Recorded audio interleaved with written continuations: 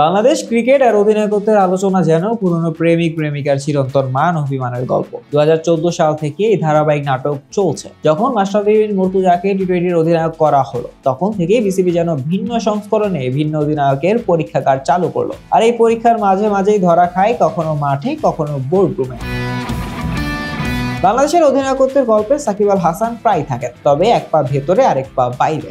একটা সিরিজ খেলবেন না তো কে নেতৃত্ব দেবেন? তামিম ইকবাল এসে সিরিজের মাঝ পথে বিদায় নিয়ে গেলেন। তখন প্রশ্ন, কে ধরবেন ওয়ানডের হাল? এই ধাঁধার সমাধান করতে করতে মেহেদী হাসান মিরাজ আর লিটন দাসও বুঝে গেছেন, অধিনায়কত্ব মানে শুধু মাঠে টস করা নয়। মিরাজ আপৎকালীন অধিনায়ক হিসেবে যেমন নাম লিখেছেন, লিটন দাস তো আরো এগিয়ে। তিনি বড় বড় সিরিজ জিতে অস্থায়ী অধিনায়ক থেকে প্রায় পূর্ণকালের নেতৃত্বের দিকে এগিয়ে যাচ্ছেন।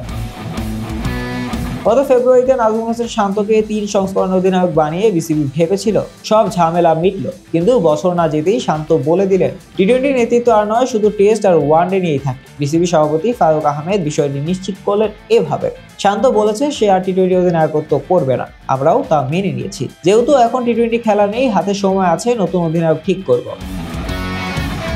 এখানেই আসে লিটন দাসের নাম। ওয়েস্ট ইন্ডিজের টি-20 সিরিজে 3-0 জয় এনে দিয়ে লিটন যেন নিজেকে বিসিবির সামনে অবিসংবাদিত অধিনায়ক হিসেবে দাঁড় করালেন। মিরাজও ছিলেন আলোচনায়, তবে সমস্যা একটাই, টি-20 দলে মিরাজের জায়গা নিশ্চিত নয়। আর তাসকিন আহমেদের নাম, পেস বলার চোটপ্রবণ, মাঝে মাঝেই বিশ্রামে থাকতে হয়। ফলে বিসিবির চিন্তা স্পষ্ট, টি-20 নেতৃত্ব এগিয়ে লিটনই।